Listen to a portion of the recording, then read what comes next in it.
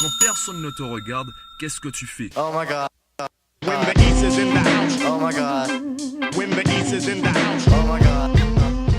Yo, je viens de terminer un cours, on est dimanche et justement aujourd'hui j'aimerais te parler de ton temps libre. Qu'est-ce que tu fais quand personne ne te regarde? Je vais te prendre mon exemple déjà par rapport au dimanche. Pourquoi j'ai mis un cours le dimanche? Déjà parce que les routes sont vides, généralement il fait beau et je me sens beaucoup plus zen, beaucoup plus apaisé que par exemple le lundi matin. Donc personnellement je préfère travailler le dimanche matin que le lundi matin. Et le fait de pouvoir me créer un style de vie qui me convienne, moi j'adore ça. C'est la raison pour laquelle d'ailleurs je me suis mis à mon compte. Et ça c'est ma façon de faire. Est-ce que je vais forcer les autres à faire pareil? Évidemment non. Pourquoi j'aimerais te parler du coup aujourd'hui de ton temps libre? Parce que c'est ce qui va vraiment déterminer la vitesse à laquelle tu vas atteindre tes objectifs. Je le dis à tous mes élèves, ce n'est pas ce que tu fais devant les profs, c'est pas ce que tu fais avec moi qui va te faire véritablement progresser, c'est ce que tu fais quand tu es tout seul. Quand personne ne te regarde, qu'est-ce que tu fais? Est-ce que tu te contentes de te plaindre du monde, de la France, du système, etc. Est-ce que tu te contentes de rêver de tout ce que tu pourrais faire si et si et si?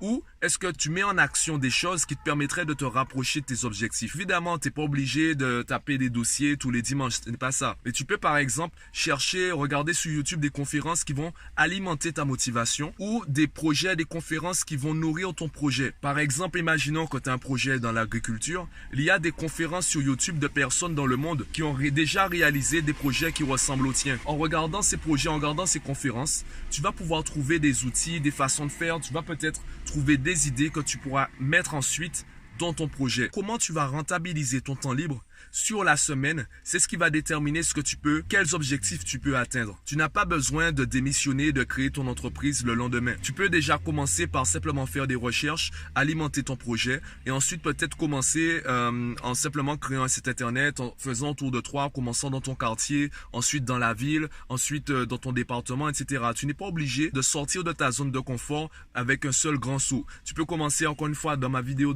sur la zone de confort, je le disais, tu peux commencer par sortir un orteil, puis deux, puis un pied, puis une jambe, etc. Donc commence peut-être petit. Et justement, j'aimerais terminer avec cela. Le livre, L'effet cumulé, mais tu peux le retrouver avec le service Un bon livre s'il te plaît. J'adore ce livre, pourquoi? Parce que l'auteur ne prend pas de pincettes avec toi. L'auteur ne va pas jouer sur les émotions. Il va te dire, tu as cet objectif-là, voilà ce que tu dois faire. Tu veux pas le faire, c'est ton problème, c'est pas le mien. Moi, je t'ai dit, je t'ai donné la marche à suivre. C'est super facile, c'est super simple. Tu appliques ça, tu es sûr d'atteindre ton objectif. Le reste, c'est de la motivation, c'est du blabla, c'est des émotions, ça me regarde pas. Si tu veux atteindre ton objectif, tu dois faire ça. S'il fallait simplifier le livre en une phrase qui ne dit pas tout, ce serait de petits changements qui apportent de gros résultats. Quelles sont les petites habitudes que tu devrais prendre ou les petites habitudes que tu devrais arrêter pour donner à ta vie une nouvelle trajectoire complètement différente de ce qu'elle a aujourd'hui? Et c'est ça le vrai pouvoir des habitudes. Et c'est aussi le vrai pouvoir du temps libre. Je prends mon exemple. Mon temps libre, c'est ce que Mathieu décide de donner à Mathieu. C'est les activités que Mathieu impose à Mathieu. Donc, qu'est-ce que toi, tu imposes à toi-même? C'est ça, en fait, la définition du temps libre. Donc, quelles sont les activités, les tâches, les obligations que tu te donnes à toi-même? En fonction de la réponse que tu as, c'est ce qui va encore une fois déterminer la vitesse avec laquelle tu vas atteindre certains objectifs et pas d'autres. Dis-moi ce que tu en penses. Je te partage en description de la vidéo le lien si tu veux pouvoir découvrir le livre L'effet cumulé. Dis-moi ce que tu penses de tout cela, quels sont aussi tes trucs et astuces. Et moi je file profiter de mon dimanche et donc je te dis à bientôt.